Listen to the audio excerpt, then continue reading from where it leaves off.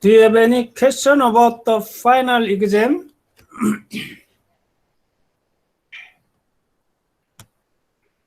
Is the final exam gonna be different from the past ones that you've given us, like, or is it gonna be the same, like multiple choice with problems? Oh yeah, 5 problems and the 5 multiple choice.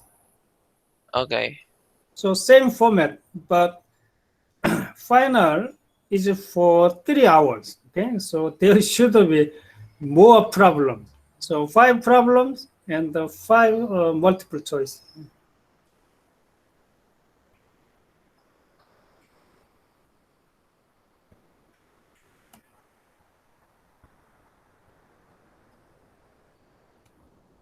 Okay, let me show you the note.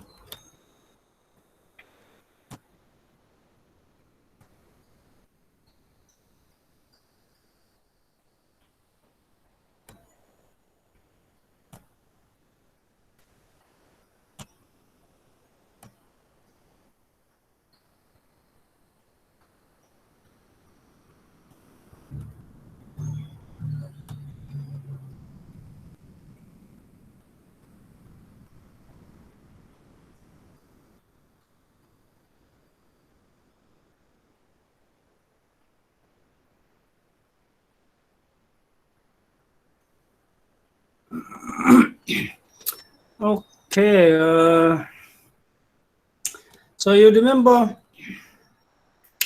we are studying electromagnetic wave. Okay, so we have electric field and magnetic field, and that they are moving. So electric field has electrical energy, magnetic field has magnetic energy. So electromagnetic wave carry the energy. Okay? And then you remember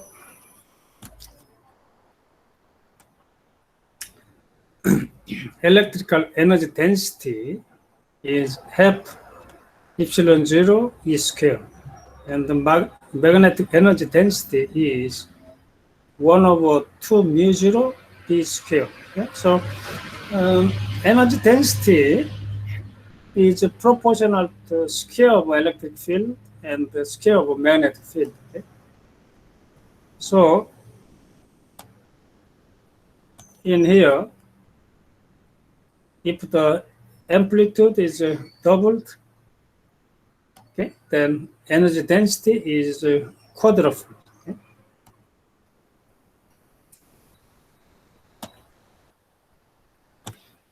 Okay, and then Maxwell notes that electric field is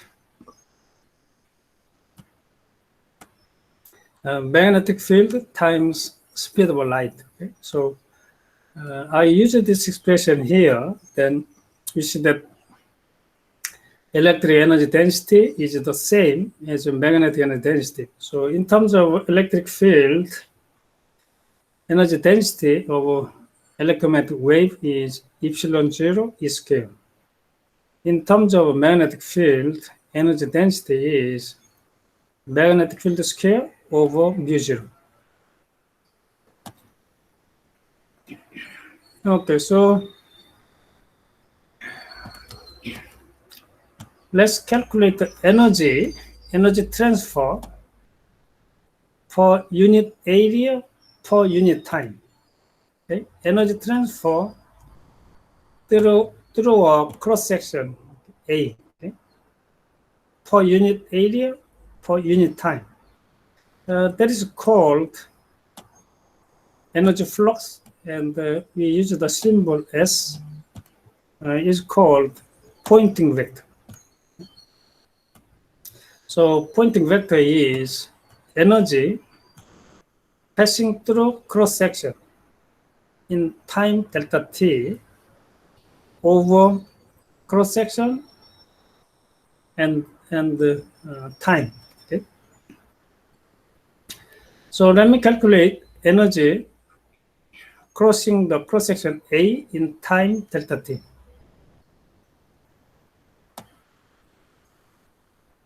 Okay, so here cross section is A.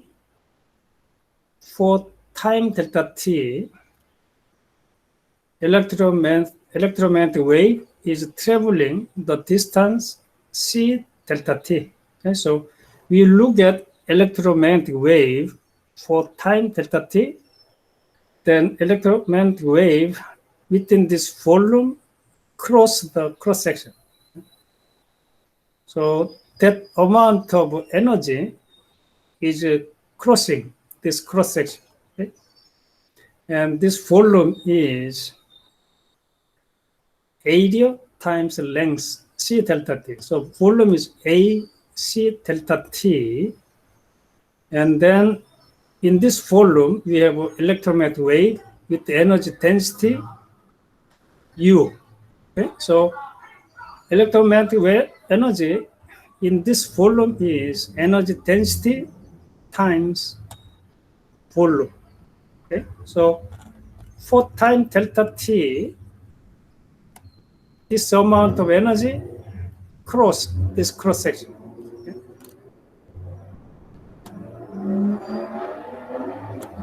Okay, so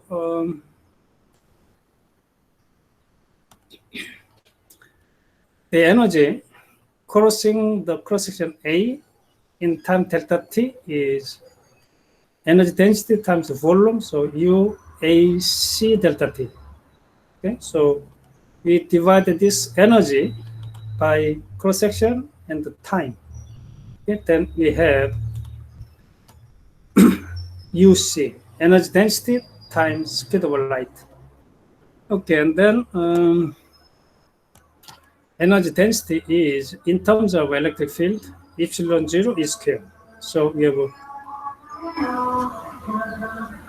epsilon 0.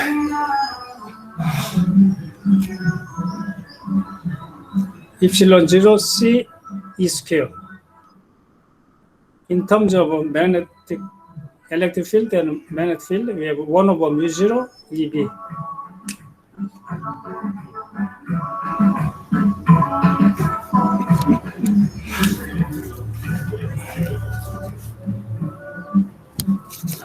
Okay, so pointing vector is a vector. Okay, so electromagnetic wave is moving in some direction. So the energy is transferred in that direction. Okay? So pointing vector is from here 1 over mu 0 E cross B. Okay? So if you look at the electromagnetic wave,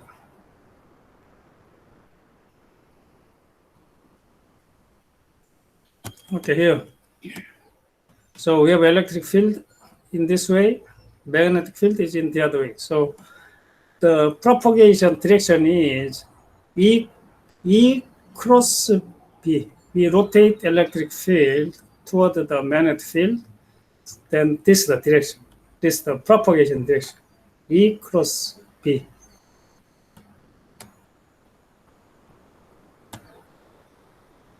Okay, so pointing vector is 1 over mu 0 E cross B. Okay, and then electric field and magnetic field is oscillating, okay, as a function of position and time. So pointing vector is a function of position and time. Okay, so we want to average. Okay? So let me use this expression in terms of electric field. We have epsilon 0 C, and then E square is electric field amplitude square, cosine square, kx minus omega t. So we average this quantity with respect to time. Okay, and then we choose the position at the origin. Okay. And then cosine square average becomes half. You remember sine square average was found to be half. Okay, so this average becomes half. So half C epsilon 0 E0 square. So average pointing vector is called intensity. So intensity is half C epsilon 0 E0 square. Okay? In terms of magnetic field, intensity is C B0 square over 2 mu 0. And in terms of electric field and magnetic field, it is E0 times B0 over 2 mu 0. Professor, Uh-huh. what's B0? Oh, this is the amplitude. You remember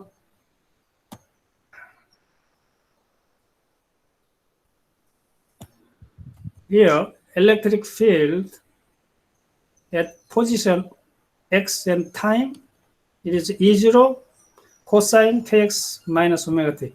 Let me show you the electric field and the magnetic field. Okay.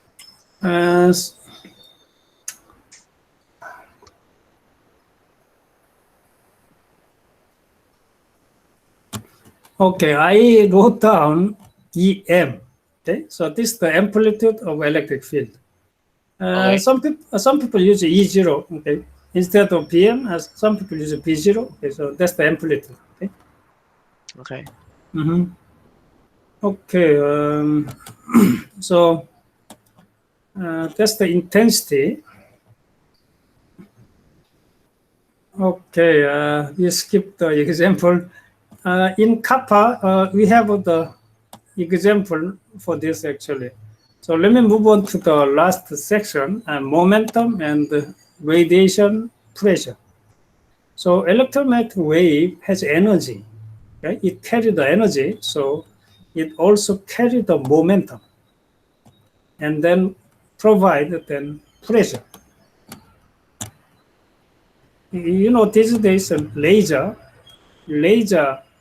is an amplified light. Using the laser, you can destroy something. Okay. So, for instance, here, let's say we have some mirror. We send the light, then it will rotate. If we send the laser, it can rotate very quick. Okay.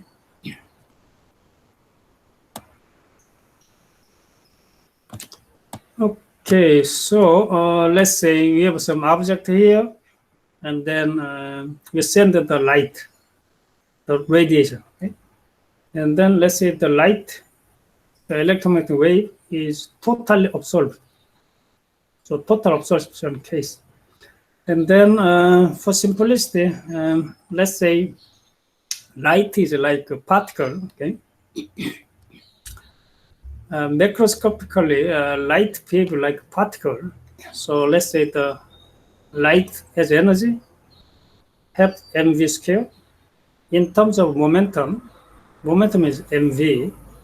So energy is p square over 2m. Okay? And then this material absorbs the light, so that energy transfer to the light, the object. So delta U, I vary the energy. Delta U is P over M, and then delta P. P is the momentum, and P over mv is a V. So momentum change is delta U over C. So this delta U is the energy absorbed by the object, and then light transfer momentum. Okay, so delta P is the momentum transfer. This object absorbs the light, so it absorbs this momentum. Okay, and then the pressure is the force divided by the area. the force is delta P over delta T. Okay, so force is dP over dt. And then I substitute this delta P here, and delta U over C A delta T. Okay, and then you see that this is the expression for the intensity. Okay, so this is the expression for intensity, energy transfer for cross section per unit time. Okay, so this is the intensity. So radiation pressure is intensity over speed of light. Okay, so when light is hitting the object, it provides this pressure. This is the total absorption. Oops. So pressure is, it is called the radiation pressure. Pressure is intensity divided by speed of light. And then for some material, white colored material, it can be totally reflected. Okay? Then momentum change is 2 times of this one. Okay? Then in that case, radiation pressure is 2 times than this one. So 2I over C. Okay, so the example is in the kappa, so I think you can solve it. Okay, now let me move on to the optics. Any questions? Not at the moment. Okay, let me change the note.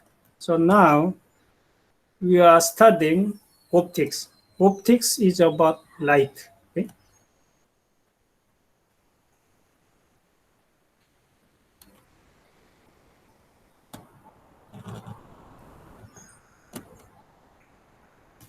Yeah, I'm sorry that we are in a hurry.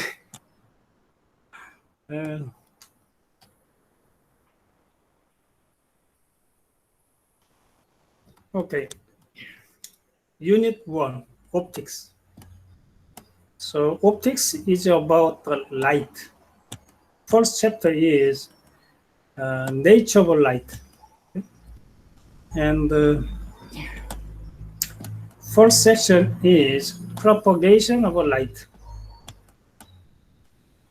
Okay, before I talk about propagation of light, let me look at some history. People were fascinated by the light. Okay, so people were trying to figure out whether light is a wave or a particle. Okay? And then Isaac Newton proposed that light is a particle. So Newton said that light is a stream of tiny particles. Okay? And then he explained the law of reflection and the law of refraction. And then you remember Newton invented mechanics. Okay? So Newton is like a god. So if Newton said light is a particle, okay, then everybody believes that, okay, yeah, it should be a particle.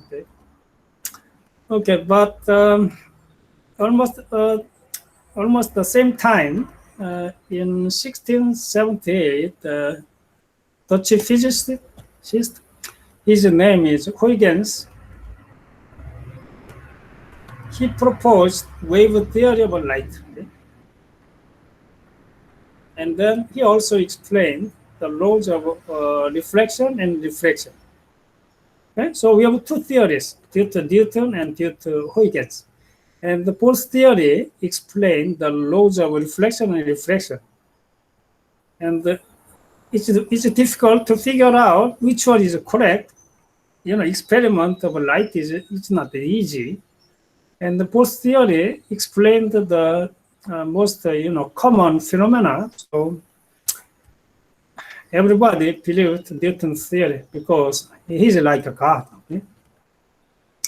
And then during almost at the same time, Grimaldi in Italy, he explained explained diffraction using the wave theory. Okay?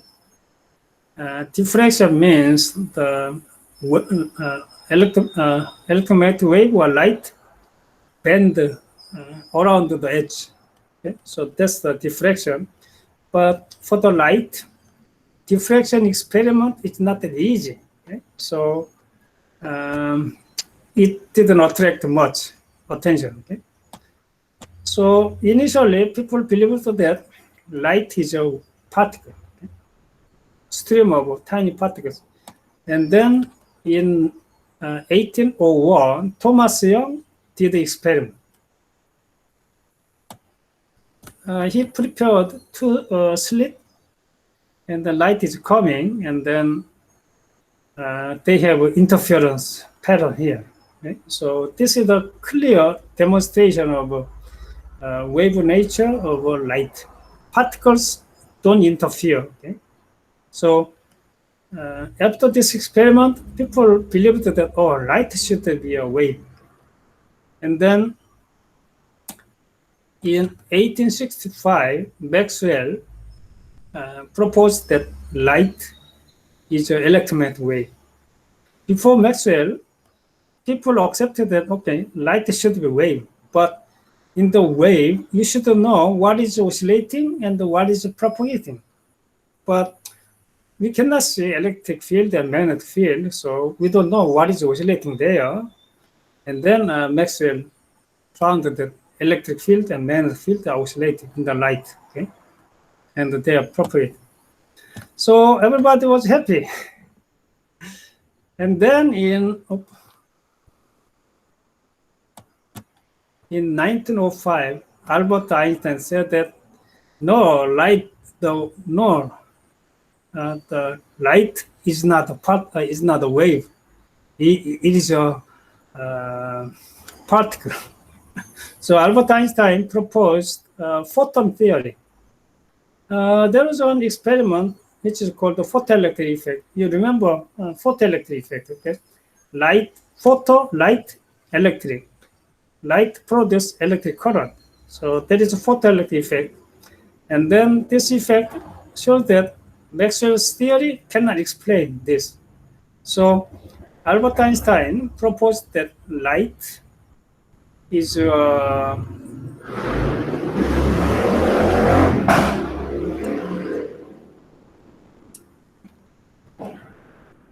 stream of photons. Okay, so Albert Einstein proposed photon theory, and each photon, one photon, has energy h times f. F is the frequency. Okay, so light has a frequency. It has a wave property. Okay, but it behaves like a particle. So he called this light quanta, photon. So each photon has energy.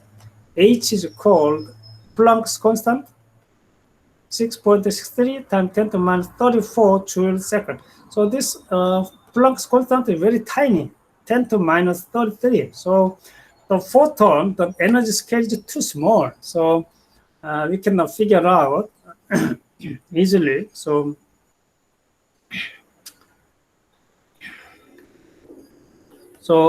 Einstein proposed photon theory, and he explained the photoelectric effect. So now people believe that then light should be a particle. Okay, and then finally, quantum mechanics say that we have a wave-particle duality. Okay, so it said that in some cases, light and the other materials behave like a wave. And then in other case, it behaves like a particle. Okay? So all the ingredients in nature, it has both wave properties and particle properties. We also have wave properties, but our wavelength is too small. So we cannot see the wave properties. Okay? So in some case, light behave as a wave, but in other case, it behave like a particle. Okay? So quantum mechanics say that all the objects have both wave and particle properties. is called wave particle duality. So nature is full of mystery. Okay. So at first we understand everything, but if we study more, then there's more mysteries. You solve one mystery, and then there is another one. So there's no end.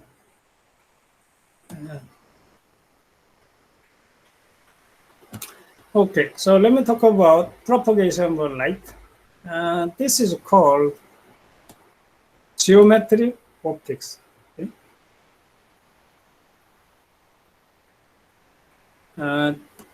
Geometric optics means geometry of light propagation, and then their imagery through a material. Okay? So we use the ray. Ray means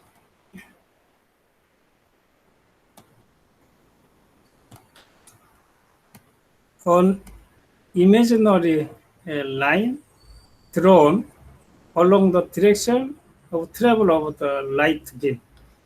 Let's say the light is moving that way, then actually light is a wave, but the wavelength is very tiny, so they behave like a particle. So we draw the line for the propagation of light. So these lines are called the rays. Okay? That's because light travels in a straight line path in a homogeneous medium until it encounters a boundary between two materials. Okay? So we use the ray to represent the beam of light. So this is called the ray approximation, and we describe the propagation of light. Okay? This is called geometric optics.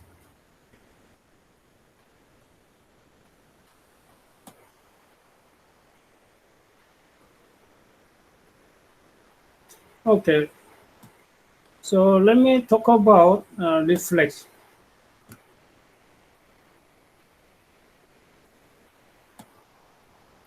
Let's say we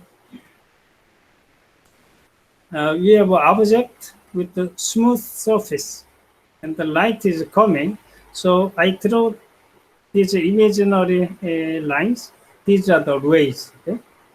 So light is propagating in this direction, and then at the surface it is reflected. Okay? And then if you look at the ray at the boundary here surface, so the ray is hitting this point, and then this dotted line is normal to this surface. So this theta 1 is called angle of incidence. And then the ray is reflected. This angle, theta 1 prime, is called angle of reflection.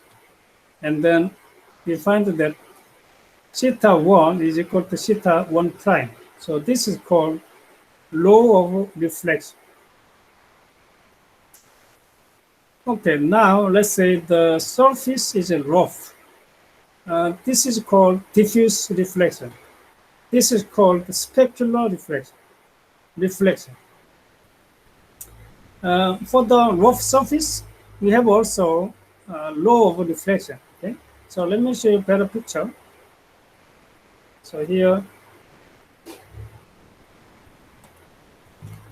on the surface, we have an instant ray, and it is reflected.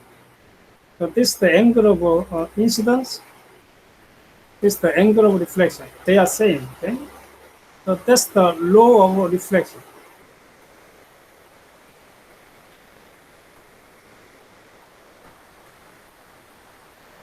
For the rough surface, we have a law of reflection also, but okay, here at this point, angle of incidence is same as angle of reflection. Here, at this point, normal is here, so angle of reflection and angle of reflection are same. So the law of reflection is working, but the surface is rough, so reflected waves are coming to everywhere, light. Okay, so this is called diffuse scattering.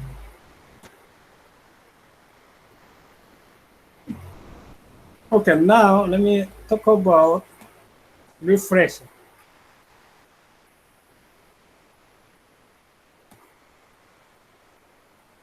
Okay, now we have an incident ray in the air, and then let's say we have a thick glass here, or we can have some water.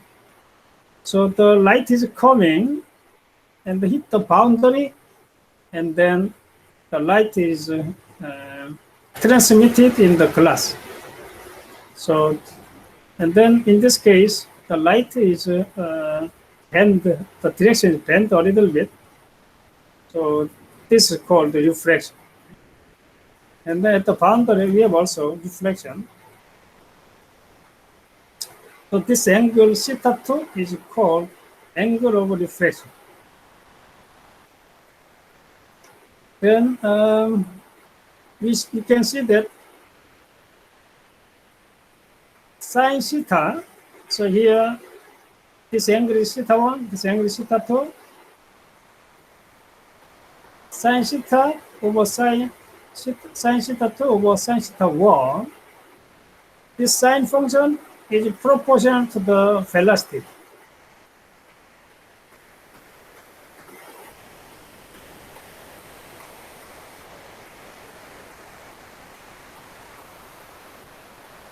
It's so noisy.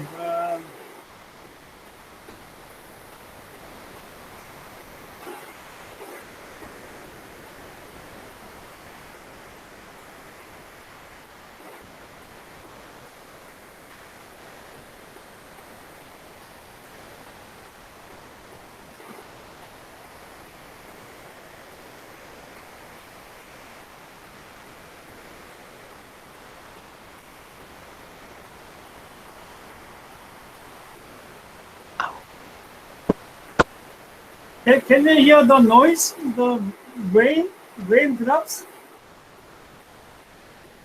Huh? Yes, but we can hear you.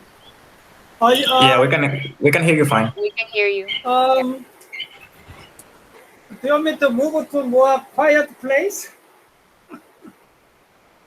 You think you can hear me? Oh, okay. It's getting Yeah, we can hear you fine. Okay.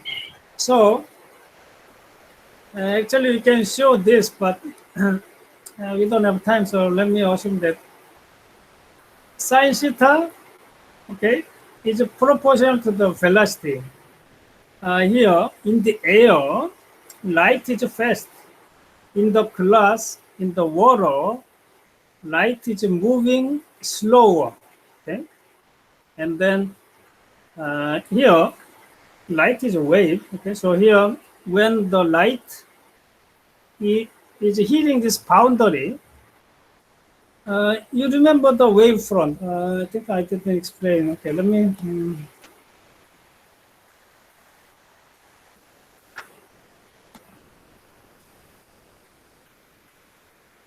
Okay, here you remember light is a wave. Okay, so the electric field is oscillating. So let's say this plane has a maximum electric field. Okay, so on this plane, we have the same phase. Okay? Let's say pi over 2. So on this plane, electric field is a maximum. Okay? So they are called wavefront. Okay? So here, electric field oscillating like this. Okay, so they are called wavefront. Okay? So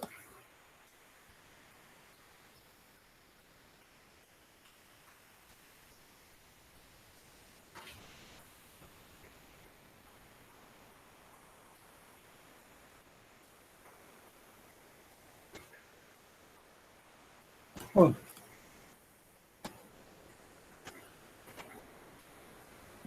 Maybe I can use this one. Okay. So here, let's say medium 1, this is the air. This one is water. Then in the air, light is faster. Okay, so you can have wavefront. Okay, and then the wavefront is perpendicular to this propagation direction. Okay, and then in here, this wavefront is moving into the velocity greater than here. In here, velocity is reduced. Okay, so this side is bent because this part is moving faster. Okay, so it is bending like this.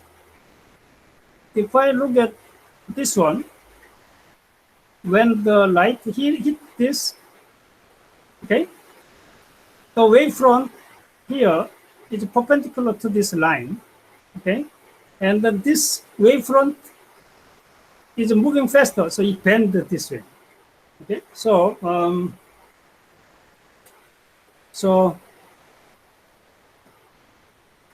in the medium, the light is moving slower. Okay, so here in the air, light is moving faster, so the way the beams are reflected in this way. Okay, so so there's a law of refraction. Before we talk about law of refraction, let me talk about index of refraction. We usually use a small n. Okay? So index of refraction is c, speed of light in a vacuum, divided by speed of light in a material. Okay? So speed of light in a material is smaller than c. So n is bigger than 1. Okay? C is bigger than v. Okay? So in a medium, the speed of light is smaller. Okay. So velocity is c over n, and for the water, index of refraction is 1.33. Okay. And then for the glass, depending on the composition, index of refraction is 1.52 to 1.66. Diamond has a big index of refraction, 2.4. Okay. Okay, and then the wavelengths in the material.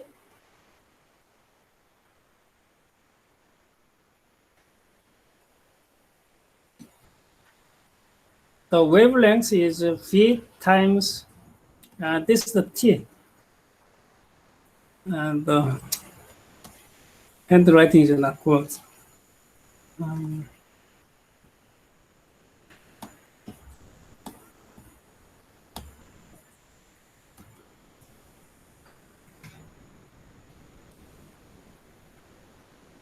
Okay, let me talk about it later. Okay, so the law of refraction is called Snell's law. Okay, so the figure is not good. Let's say this is the material 1 with the index of refraction n1 and the angle of incidence theta 1. Okay, then n1 theta 1, sin theta 1 is n2 sin theta 2. That is called the Snell's law. So okay, that's the law of refraction. So let me show that how we can find this.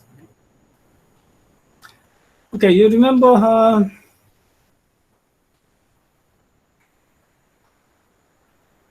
in the material, the velocity of light is decreasing. Okay, so the sin theta is proportional to the velocity. Okay. Okay. And then you remember velocity in material 1 is using the index of refraction C of n1. Okay. Velocity in the material 2 is C of n2, and then it becomes n2 over n1. Okay. So here you remember sine theta 2 is v2 over v1. Okay, so v2 over v1 is n1 over n2. Okay, so then we can see that we have n1 sine theta equals to n2 sine theta.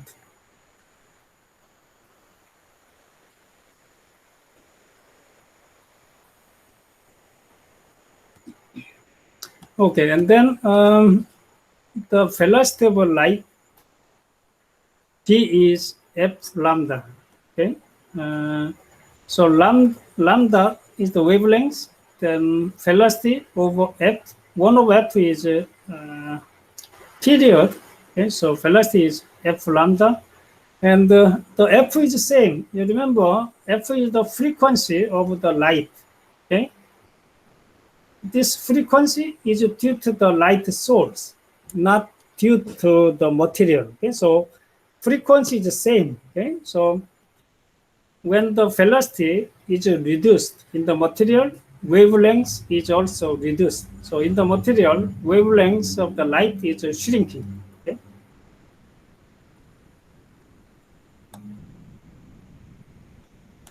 Okay. Total internal reflection means here, let's say we are in a water, here air. Okay. So we have an incident ray, and then in the air, the velocity is higher, so it bends this way. Okay? And then at some point, if we change this material, this bent light can go through in the horizontal way. Okay?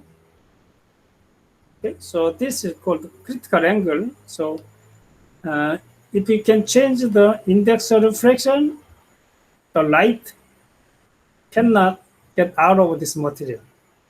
So we have a total internal reflection.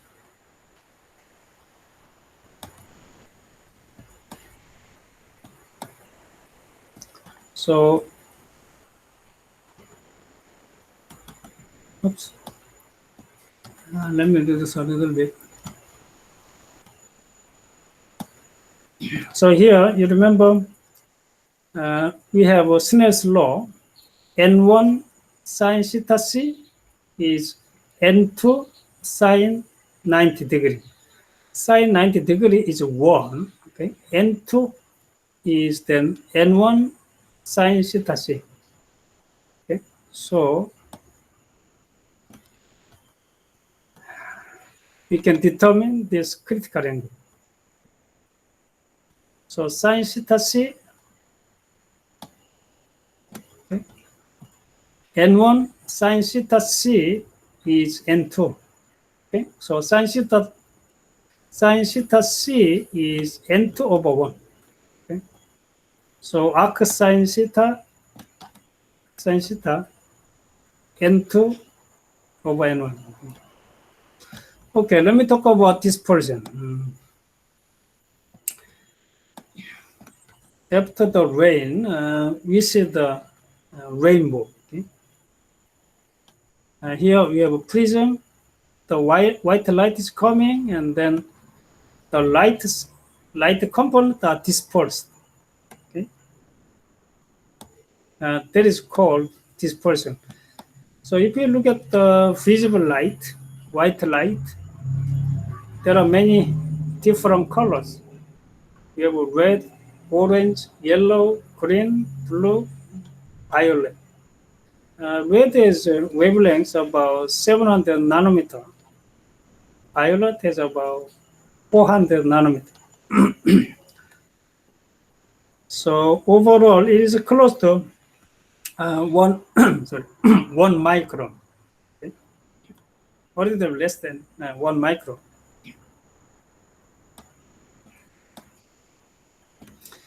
Okay, so dispersion is due to that n dependence. Okay, index of refraction depends on the wavelength of light. So for the red, with the wavelengths about 400 nanometer, index of refraction is about 1.46 for fused quartz.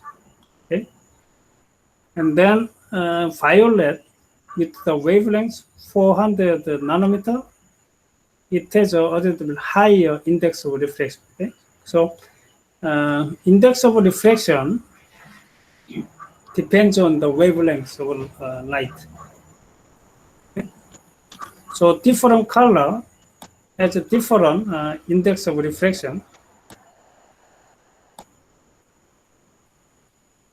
Okay? So let's say we send the white light. White light consists of many different colors. Let me look at red and blue. Okay. Then it enter here. This is the normal. Okay. And then the red, the index of refraction. Okay. For red, index of refraction is smaller. Okay. So the angle is a little bit higher. Okay. So blue color reflect this way, and the red color reflect this way. So we have different colors. So that is called diffraction and dispersion. Okay. So here we have prism. White light is coming, and then here the colors are dispersed. Okay.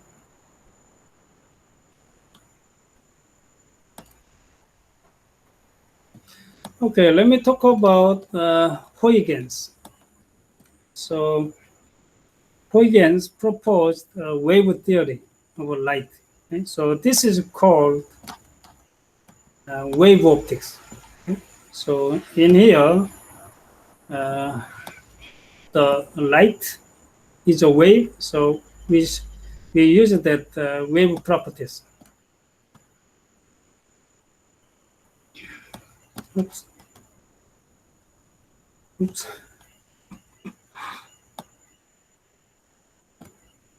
Okay, so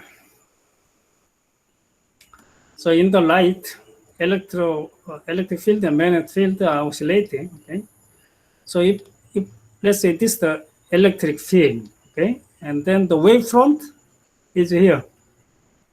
This line, okay, this plane is wavefront. Along this line and this plane, we have the same phase, the pivotal here also. Okay, here. So that's the wavefront. Okay? So here, this is the wavefront. This is the wavefront, and this is the wavefront.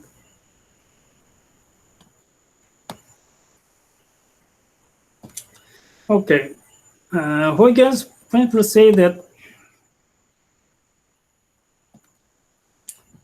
every point on a wavefront is a source of a wavelength that spread out in the forward direction at the same speed as the wave itself.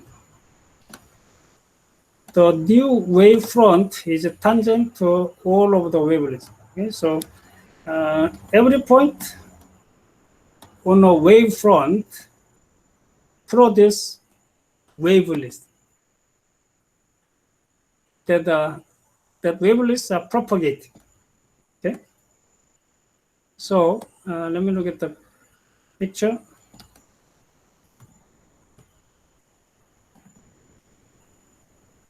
So this is the wavefront. Let's say this is the wavefront for the maximum electric field amplitude. Okay, like this. So on this wavefront, all these points, they produce wavelength, spherical wavelength. Okay, so this point produce spherical wave. They propagate. This one also produce. This one produce. Okay, and then next wavefront is the sum of all these wavelets. Okay? So that's called Huygens principle. So let me read the statement. Huygens principle applied to a state wave front. So we look at this cross-section state wave front. Each point on the wavefront emits a semicircular wavelet. Okay? It propagates with the same speed. Okay? So here t will be the period, then this is the next wavefront. Okay? So the new wavefront is a line tangent to the older wavelets. Okay? So each point on this wavefront produces spherical waves, and they are propagating with the same speed. Okay, and then the next wavefront is the composition of all these wavelets. Yes, after time t, the period, this one produces wavelet, this one produces wavelet like this. So we combine all these wavefront, wavelet, and that's the next wavefront. That's the Huygens principle.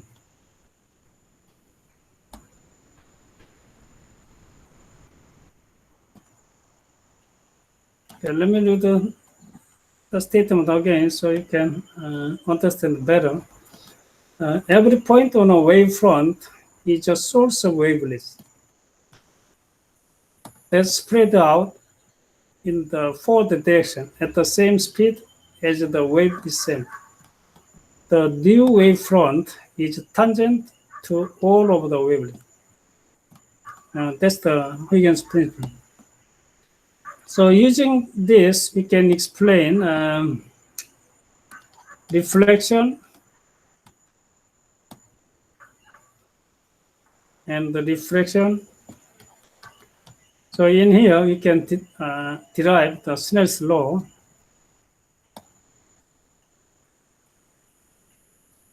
And then we can also describe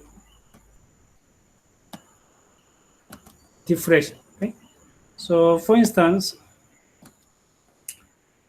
let's say the light is coming and we have some small opening here.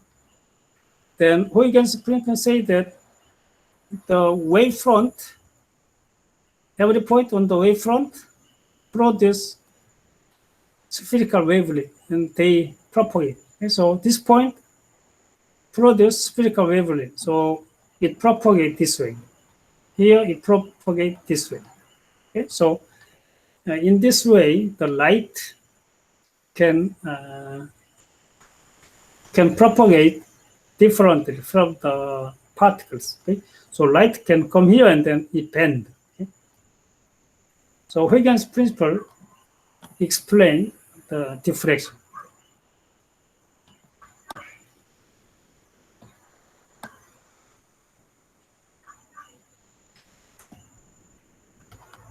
So again, this is the same thing. The opening is wide, then here near the edge is bent. Okay. If it is small, then you can see the bending more easily. Okay? Yeah, I think this is it for polarizer. Oh, okay, sorry. Polarizer means that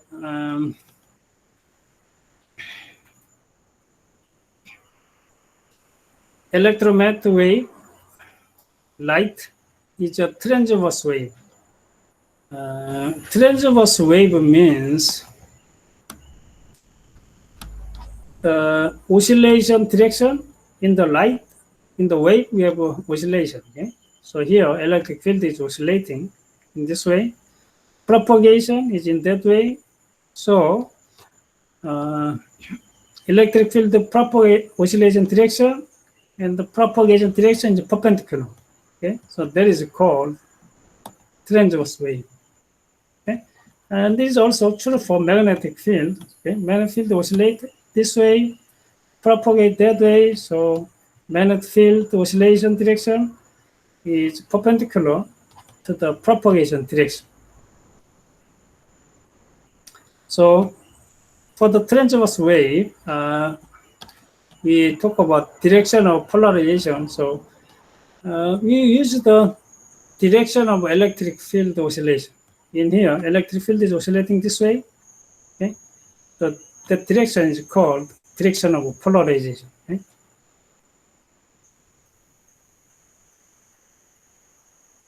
Let me read the statement. On electromagnetic wave, such as light, is a transverse wave. Okay?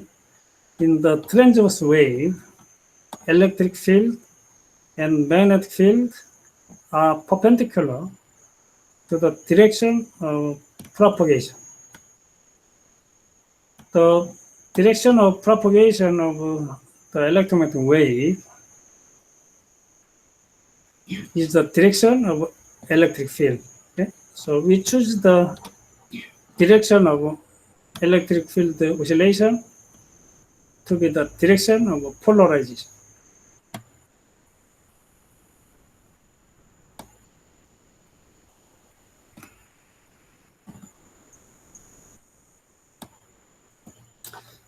When it produces the light using some light source like some lamp, the electric field has in any direction.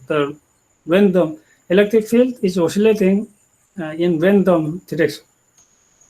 Okay, so in that case, we call this non-polarized, because electric field is oscillating in any direction. Light is usually produced by the electrons, and in the material there are many electrons. Okay, and many atoms produce different radiation. They are same radiation, but from different atoms. So you can have different polarization, electric field direction. So polarization direction is random. So we call this unpolarized. Okay, then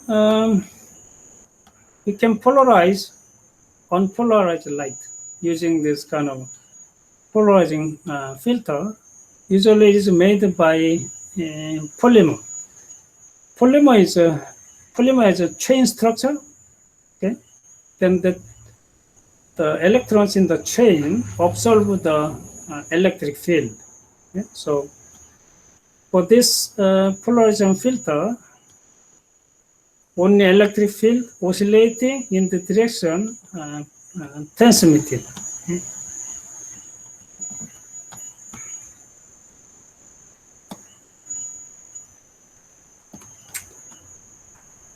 Okay, so let's say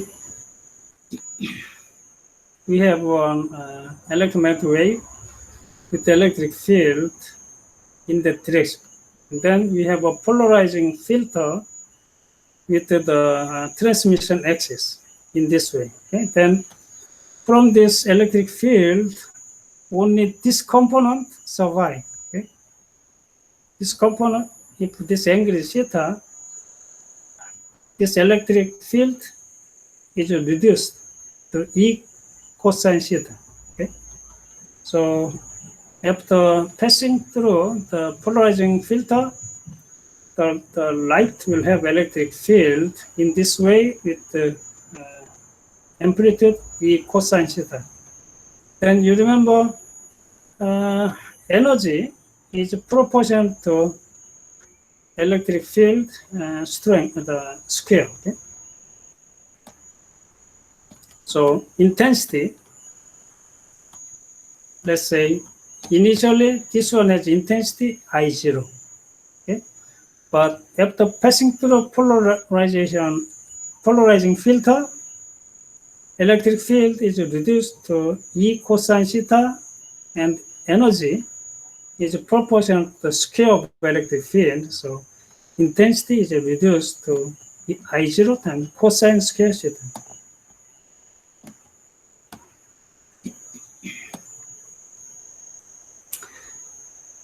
Okay, this is it for chapter 1. Yeah, I'm sorry that we don't have time to solve examples. Any question?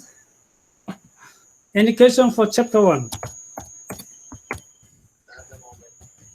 Okay. Okay, let me move on to chapter 2.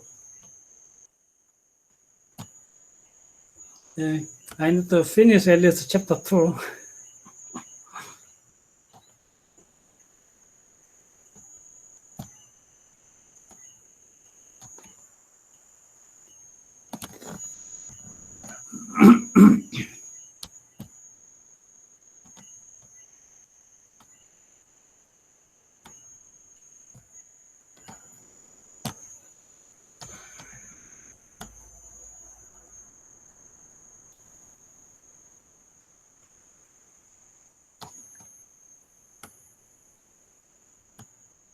Okay, chapter 2, geometric optics and the imaginary formation. So still we are studying geometric optics, but we will talk about image formation due to the mirror. Okay?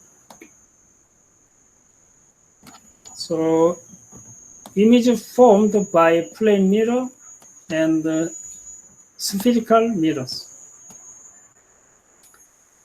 I don't know whether we can go to thin lens, so I'll try to go to there. Okay, section 2.1, images formed by plane mirrors.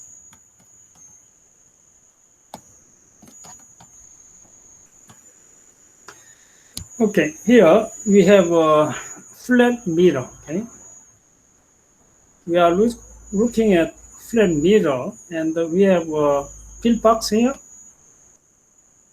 and then the light is coming from the pillbox. This point produce light in this way, and then you remember we have a law of reflection. Okay, so let's say this is the normal, then angle of incidence is the same as angle of reflection. Okay, so we see this light, okay, and then we think that this light is coming from here because we think that light is traveling in a straight line. Okay, so when we see this line, okay, we see that the light is coming from here straight. Okay? And then this point produces light, and then it hit the mirror, and according to the law of reflection is reflected. So when you see this light, we think that this light is coming from here straight. So we have an image behind the mirror. Okay? So D0 is the object distance. Di is the image distance from the mirror. Okay?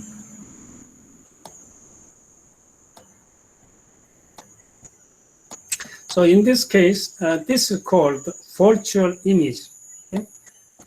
Because this is not real. Okay, we think that there's a field box, but there's nothing here. So we call this virtual image.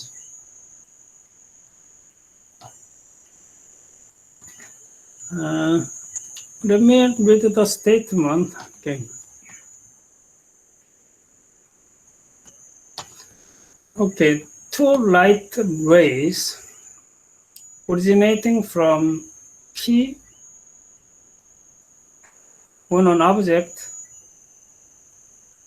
are reflected by a flat mirror into the eye of an observer. the reflected rays are obtained by using the law of reflection.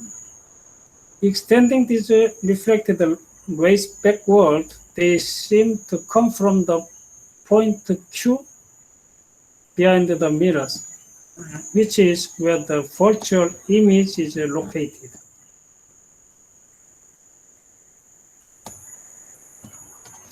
Okay, and then from the geometry, we see that d0 equal to di, the distance is the same, and the height is the same. Okay?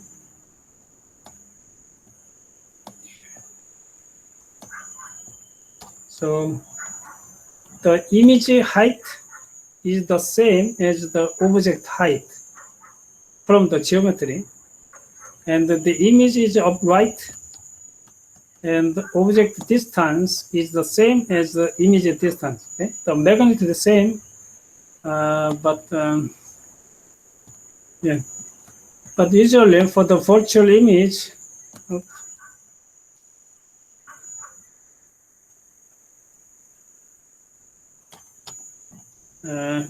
for the virtual image, we say that this is negative. So,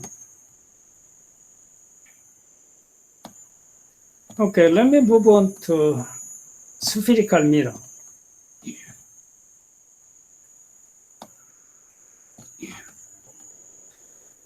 We can make spherical mirror this way or that way. So let's say we have some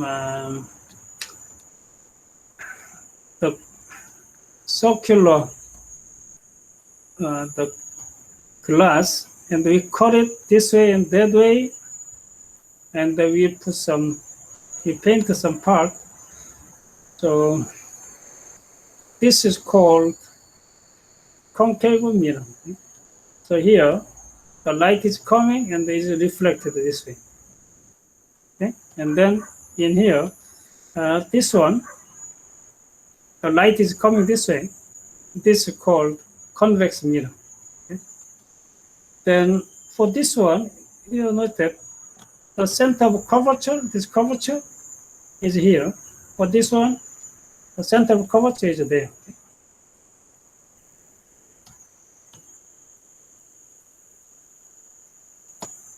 So we have a concave mirror and the convex mirror.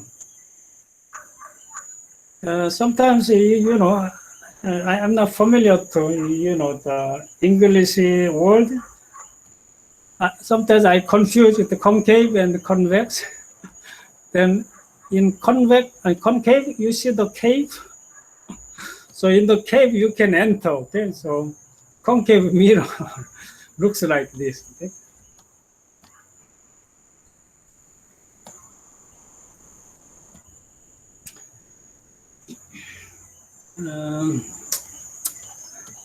So we use the small angle approximation. If you look big size of a mirror, there's some variation. We use the small angle approximation. So when these parallel rays are coming after reflection from the mirror, the spherical mirror, it passes through focus, called the focus. So here we are looking at small spherical mirror. We don't want to look at the realistic mirror. Okay? Then it can be for large spherical mirror, then there is some variation. Okay?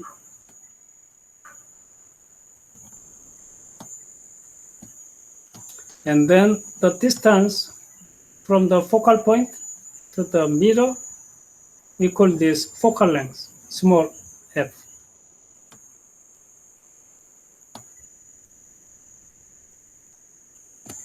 Okay, so this is the typical convex mirror. Okay, so it shows a wide angle. Okay, so the light is coming, and then they are reflected.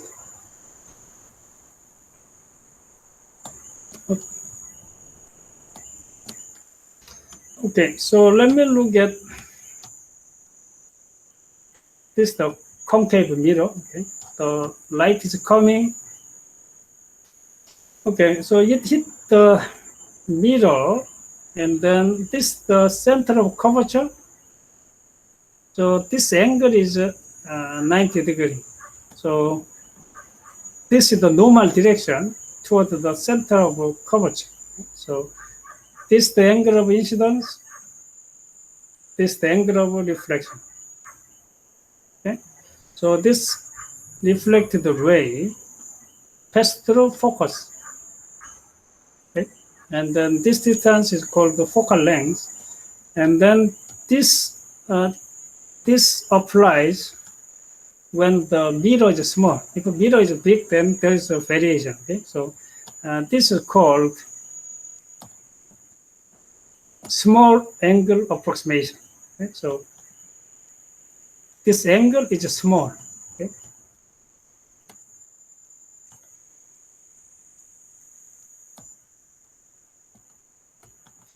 Okay, then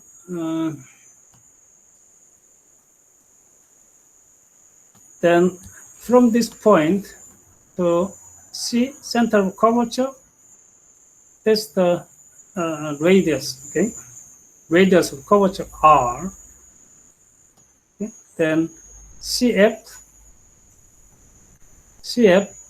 is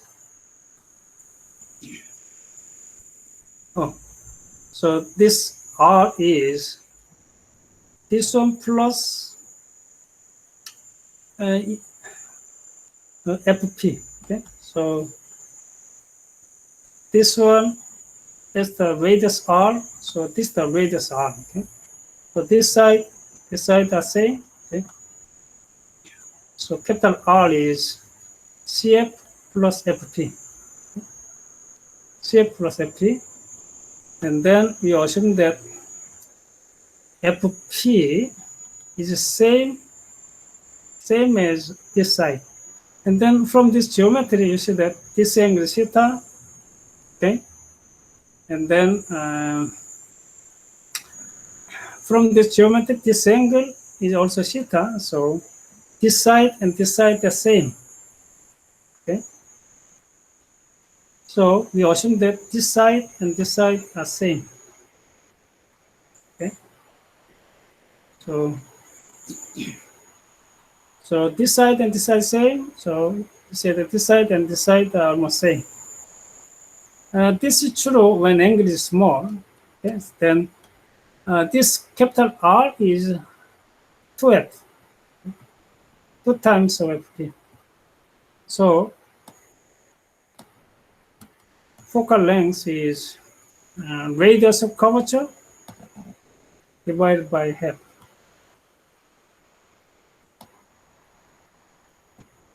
Okay, so now we want to find the image location. Okay? So using ray tracing to locate images.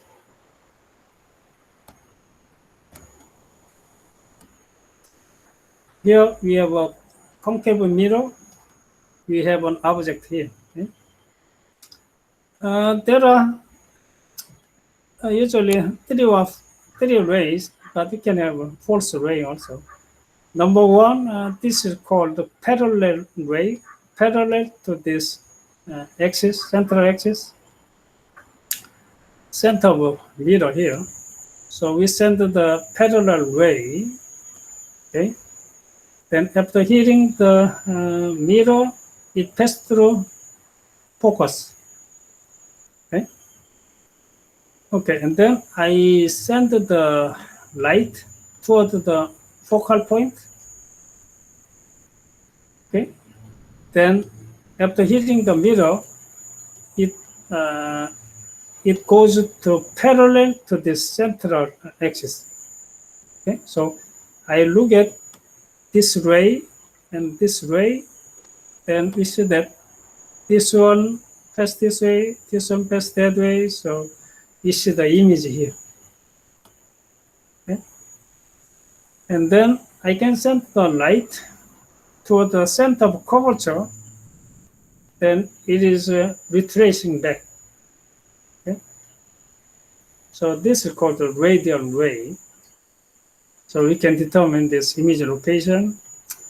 Another way is we can send the light to the center of a mirror, and this angle and this angle are same, so we can determine the image location. Okay, and then for the convex mirror, okay, so here we have a convex mirror, then here, center of curvature. We have an object here. Let me drink water.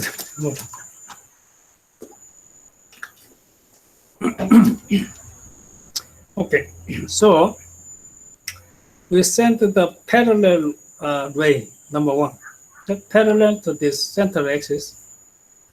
After hitting the mirror, we have a low reflection. So here, the normal is in that way, okay? And then is reflected that way. And then when we see this ray, we think that this one is coming from here, okay? So when we send the parallel ray, we think that this parallel ray is coming from the focal point, okay? Here you note that in the concave mirror, we send the parallel ray, it passes through focal point, focus, okay? Then in the convex mirror, we send the parallel ray, then the light seems to be from the focal point. Okay, and I can send the ray toward the focal point. After reflection, it is propagating in parallel to the center axis. Okay, then we think that this light is coming straight. Okay, so image is formed there. Okay, so this is the virtual image. And then I can send the light toward the center of curvature. Okay, then it is tracing back. Okay. So this is the way how we can locate the image for the concave mirror and the convex mirror. Okay, let me talk about the mirror equation.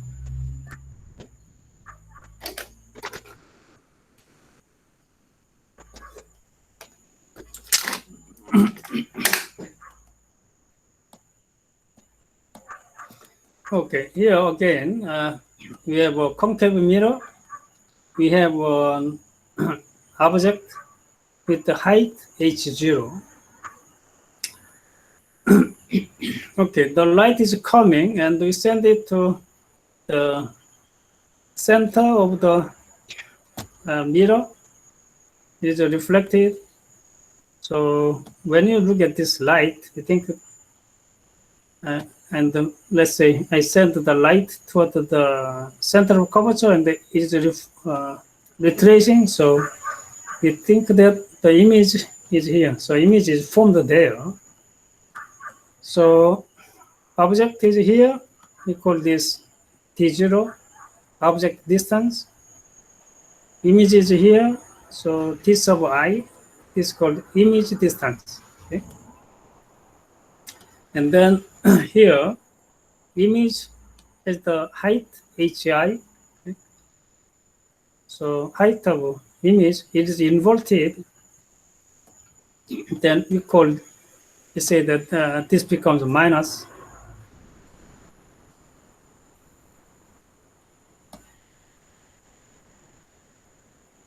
Okay, so mirror equation is given by this. 1 over T0 plus 1 over Ti is 1 over F. Okay? F is the focal length. T0 is object distance. Ti is image distance. So this is called the mirror equation. So let's derive this equation.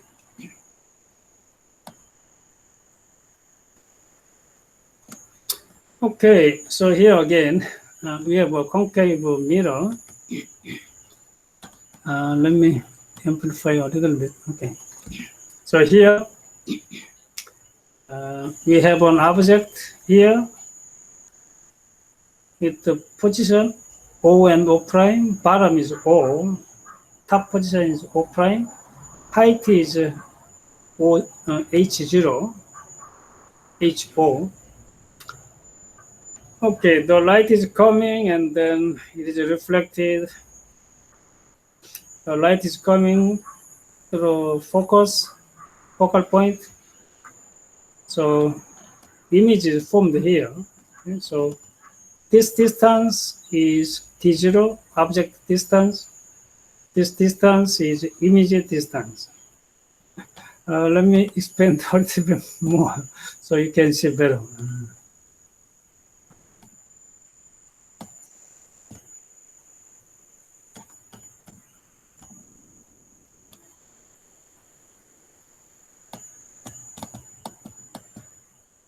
Okay, so you look at triangle O prime AO. A is the center of a mirror. Okay, I look at this triangle, and then I look at triangle I prime A.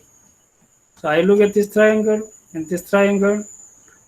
They have the same angle theta, and they have the same shape. Okay, so they are similar. Okay? So from these triangles, we can see that the ratio of this height, this is the object height, this is image height. So H0 over H1, the ratio for the height is proportional to the ratio for this distance over image distance. Okay? So I look at this triangle and this triangle, then we can see that the ratio of this side and this side should be the same as the ratio for this length, and this length. So H0 over HI is T0 over Ti. Okay? So we have one equation. Okay, and then we can look at other triangles. So we look at O prime FO.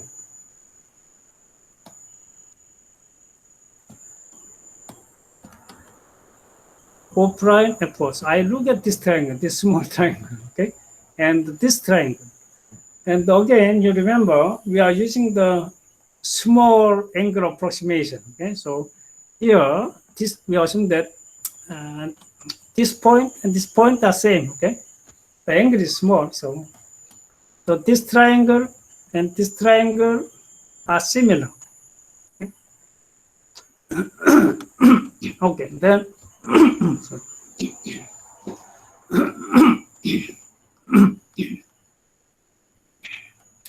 okay, then in this triangle, this height is H0. Okay, and in this triangle, the height is HI.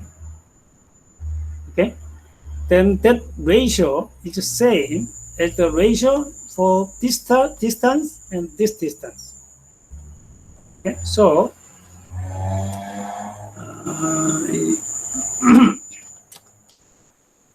H0, HO over HI for this triangle and this triangle is same as this distance. Okay, this distance is T0 minus F. Okay, and then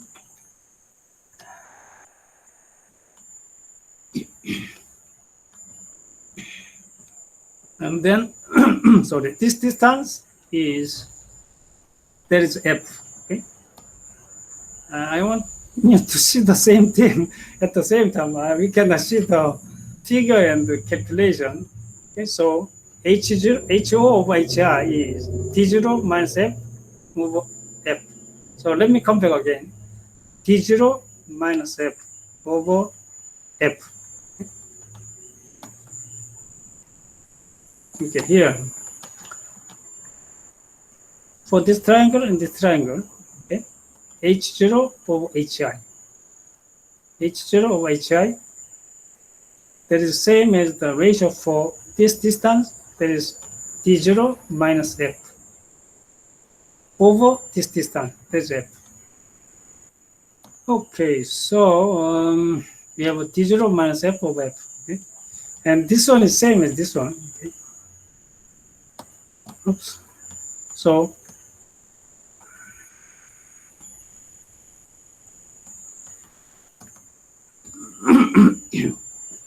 D0 over Di is D0 minus F over F. And this term becomes minus 1, okay? And then we divide this equation by D0, and then we find this equation. So this is called the mirror equation. Okay, and then we want to use this mirror equation to both concave mirror and convex mirror. So we have sign convention, but let me talk about lateral magnification first. Okay, so HI is the height for image, HO is the height for object. So lateral magnification is denoted by M, is HI over H0. Okay? And then this is same as minus TI over T0. Here, you remember here,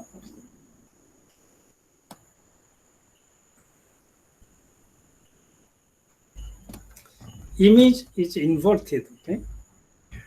So you say that this is the minus direction, okay? If the image is inverted. Okay, and then the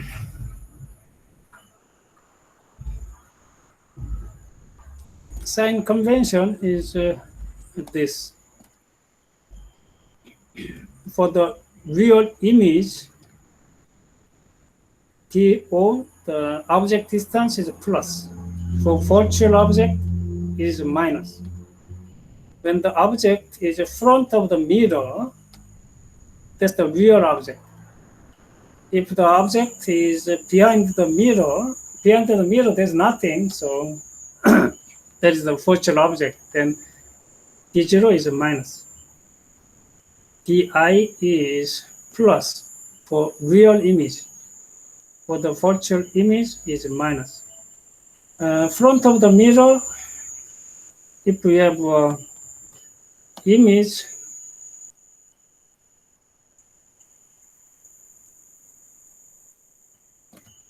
here we have image front of mirror, and this is the real image. Okay.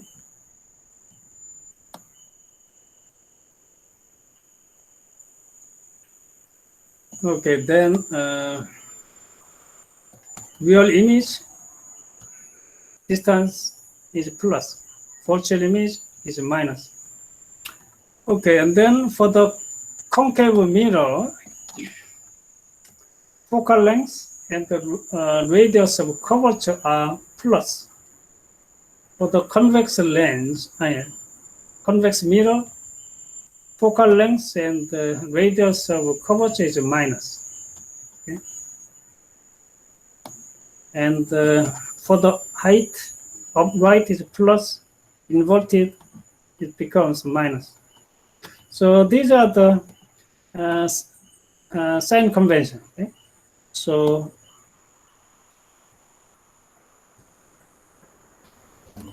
this mirror equation apply to both concave mirror and the convex mirror.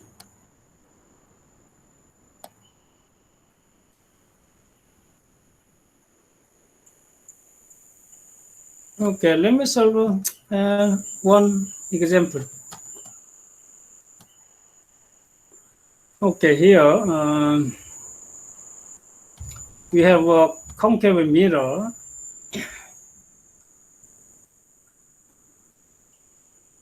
with the radius of curvature 30 centimeters, and the object, the diamond ring, is at 20 centimeters from the mirror, okay? With the height 1.5 centimeters. So the question is, where is the image So we use the mirror equation. 1 over d0 plus 1 over di is 1 over f. Okay, okay. Here the object is at 20 centimeters. So 1 over 20. We want to determine image location. You remember for the concave mirror, focal length is half of the radius of curvature, and it is plus. Okay? So focal length is 15 centimeters. Then from this equation, you find image at 60 centimeters. Okay, next question. What is the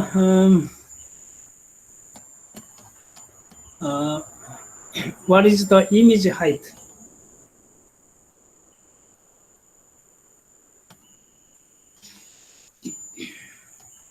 Okay, you look at the lateral magnification. HI over H0 is minus DI over D0. You want to calculate HI from this equation. And you remember object has the height 1.5 centimeter.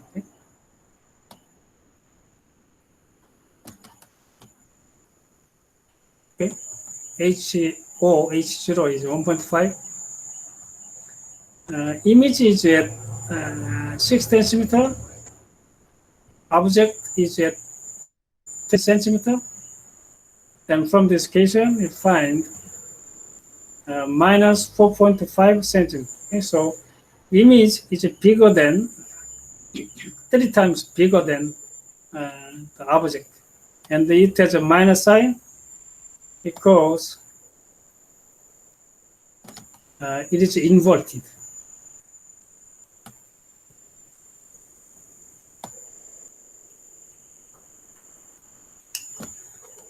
Okay, so this is for the mirror. Okay, now we'll talk about the lens. And then for the lens, the image is formed by refraction. So again, we are using the small angle approximation. Okay? So this is the lens, part of lens in this shape. So here, center of curvature is here with the radius r. The object is coming. Okay, and here, this is the air with index of refraction n1. This is some lens with index of refraction n2. Okay, so light is coming, and then it is reflecting, and then light is coming the other way. So here we are looking at this object.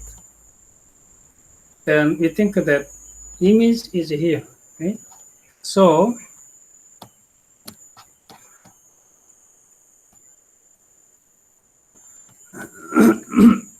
so here you know that we have a reflection. Okay, so light is reflected, and we see the image. Okay? So image is formed by reflection. So let me amplify this one.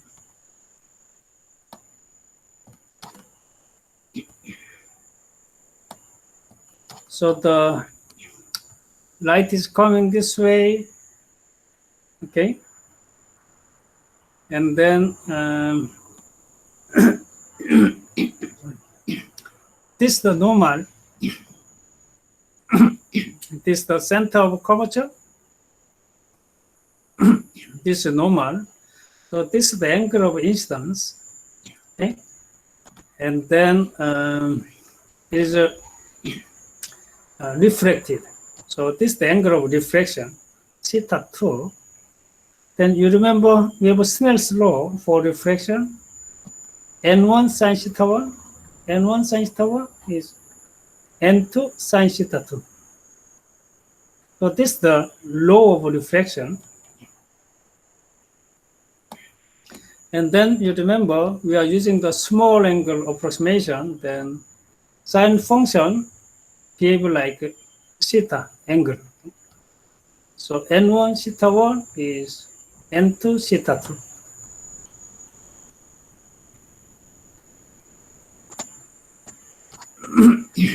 Okay, so we have a theta 1 here, theta 2 here. Let me amplify a little bit.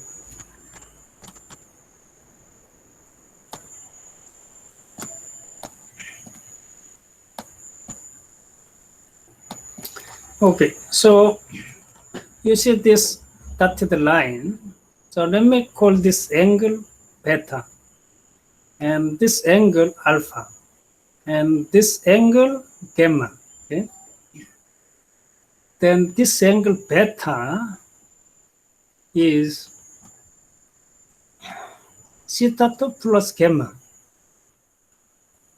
This angle is same as this one. Can you see it?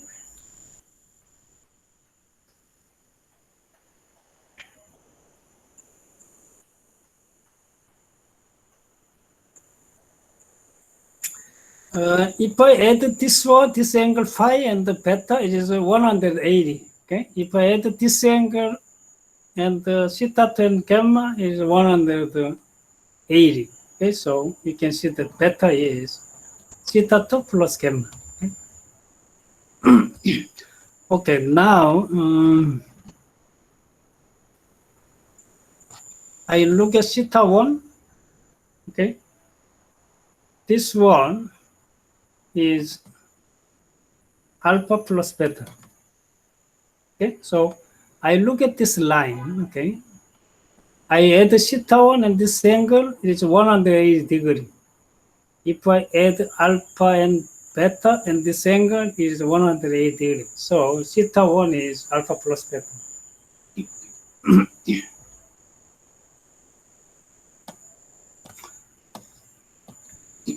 Okay, so I solved theta 1 here, n1 alpha plus beta, n2 beta minus gamma. Okay, and then n1 alpha 1, I move this one to here, n2 gamma is, I move this one to there, then n2 minus n1 beta. Okay, and then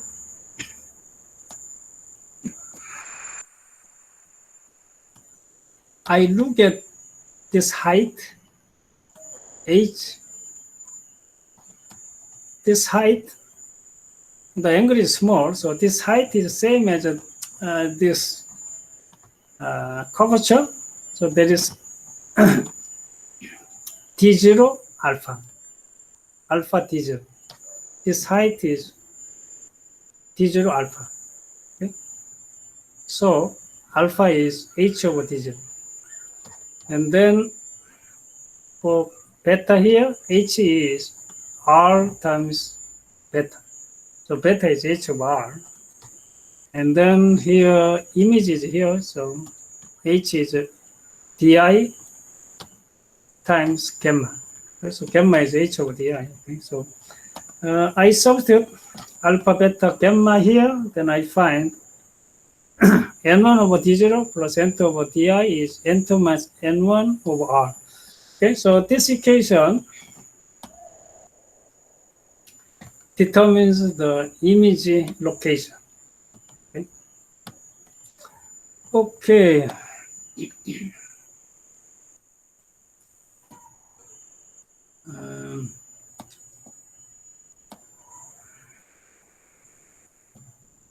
If you look at the object inside the water, let's say we have object here in the water, okay? Then the light is coming, and then it is reflected.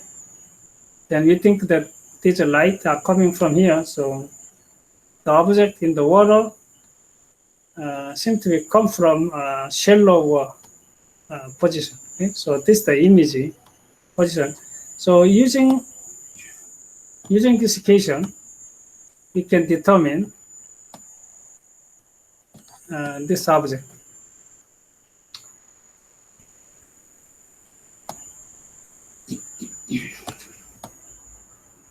Oh, so this is the better picture than mine. Okay.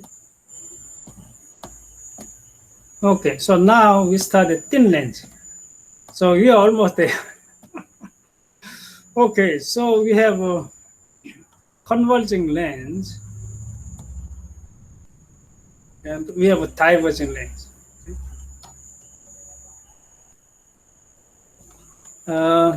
Converging lens means that when the light is coming, after passing through the lens, they are converging to the focal point. Okay? Whereas diverging lens show that the light is coming and then they are diverging.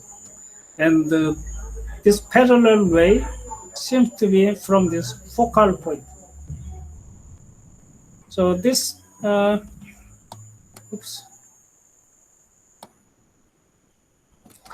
this distance is again called focal length. Okay.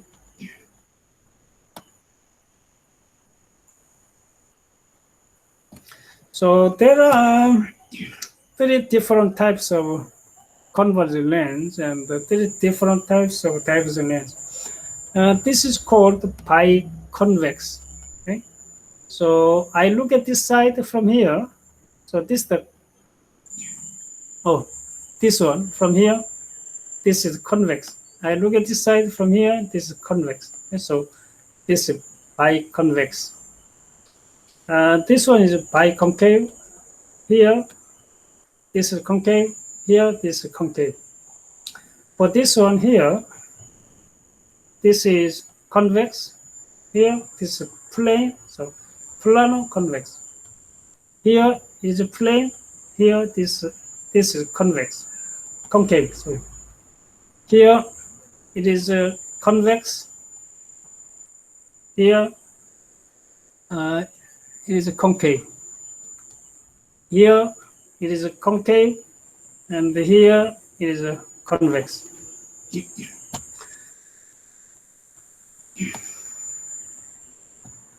So as I said, okay, converging lens shows the converging light at focal point. Diverging lens shows that diverging light from the focal point. Okay.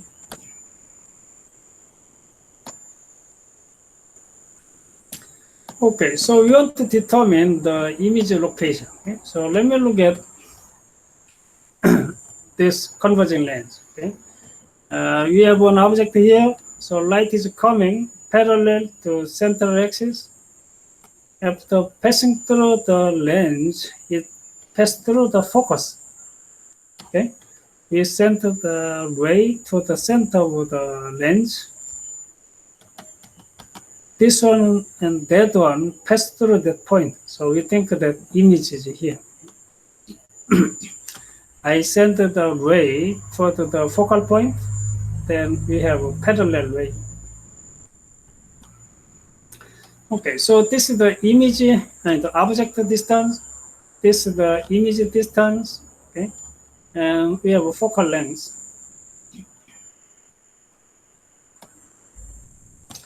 And then for the diverging lens, we send the parallel ray. I look at this ray, then we think that this light is coming from focal point. I send the ray toward the center of the diverging lens. It passes through. Okay, so when you look at this one and that one, we think that object is here. So we have a virtual image there. Okay, and then I send the ray toward the focal length, focal point. Okay, then this ray propagate in parallel to this center axis. I look at this ray, then I think that this one is coming straight. Okay, so we see this virtual image. So this is the way how we locate the image. Okay.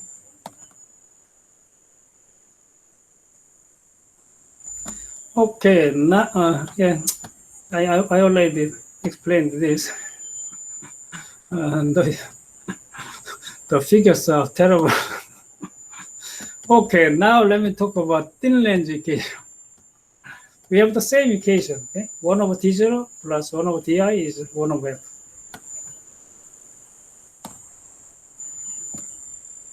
Okay, let me derive thin lens equation. So I look at converging lens. Okay, so here we have an object with the object height h0 and location t0. Okay, and then we have an image here with the distance ti.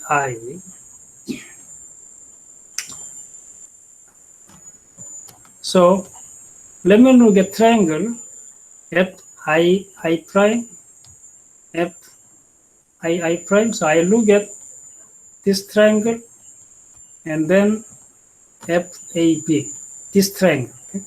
So I compare this triangle and this triangle, they are similar. Okay, so the ratio for the height HI over H0, HI over H0, that is the same as the ratio for this distance to this distance.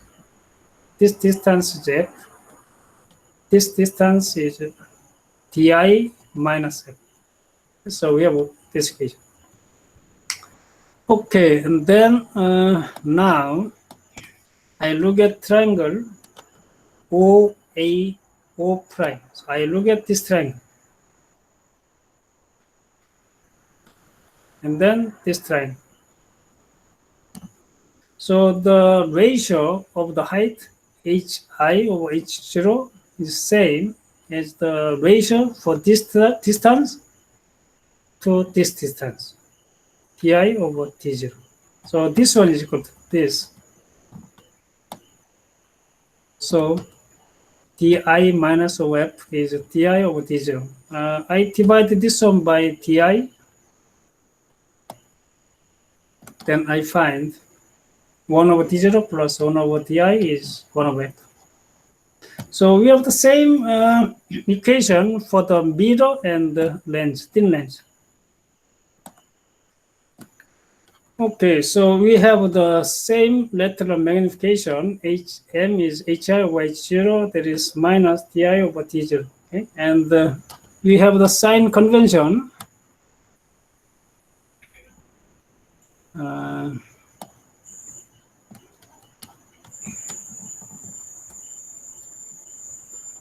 We want to use this thin lens equation both for converging lens and diverging lens. Okay.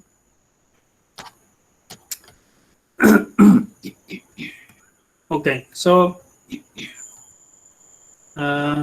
for the image distance, if image is real, it is plus.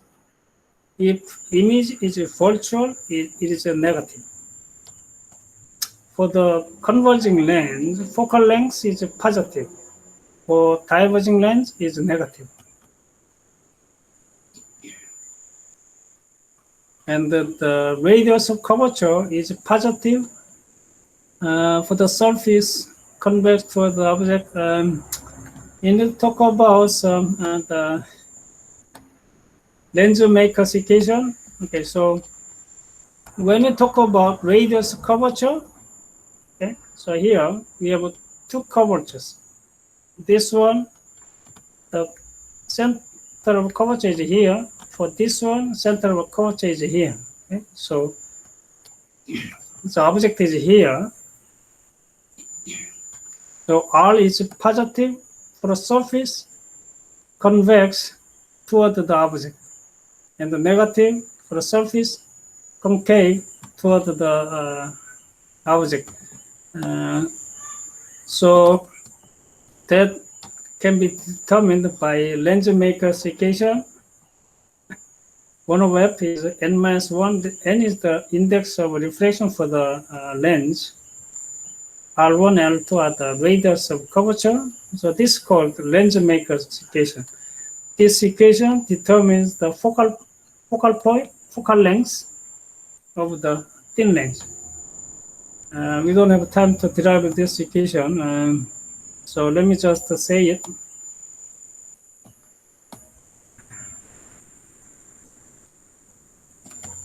Okay, so we don't want to derive this one. We just want to use it. Okay. So here you remember, we don't want to talk about radius of curvature. Okay. So focal length is positive for a convergent lens. Focal length is negative for divergent lens. Okay. So that is good enough for our interest right now. Okay? So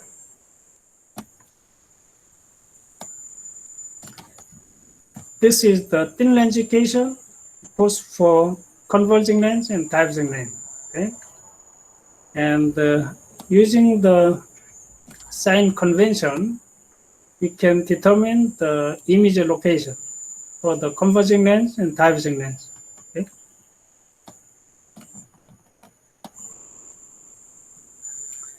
Okay, so let me solve one example. Okay, then after this example, we are done. Oh, it took some time. Okay. Here we have a converging lens. Okay? We have an object at a distance 1 meter with a height 7.6 centimeters. Okay, we look at the object here. So light is coming, and then we have an image there. Okay? And the focal length is 50 millimeter. You remember, for the converging lens, focal length is positive. Okay? First question, what is the image? Okay, so we use the thin lens equation. Image is at 1 meter. We want to determine image location. Focal length is 50 millimeter. So that is 5 centimeter, 0.05. Then from this equation, we find 5.26 centimeter. Okay, so the image is at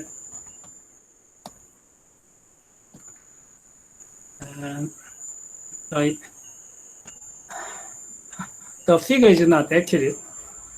So image is here, and then what is the height of image? So lateral magnification is HI over H0, that is minus DI over D0. Then image height is H0 times minus DI over D0. Object height is 7.6 centimeter. Okay. 7.6 centimeter times image is at 5.26. And the object is at 100 centimeter. So we find minus 0.4 centimeter. So image is very small, and it is negative, so it's inverted. Okay. Yes. So image is inverted. Okay, this is it for this class. Okay, any questions? Not at the moment. Okay, if you have any question, you can send me an email anytime. Okay, so we have the final exam on May 16.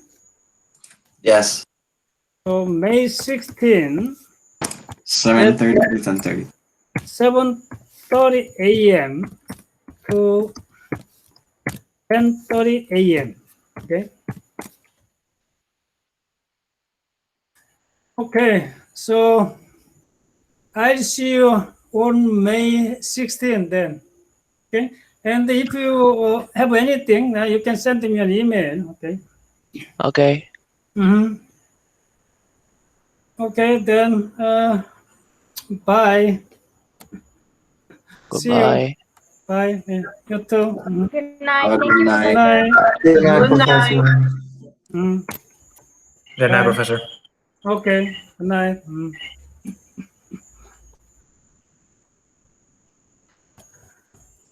Have a good night, Professor. Okay, you too.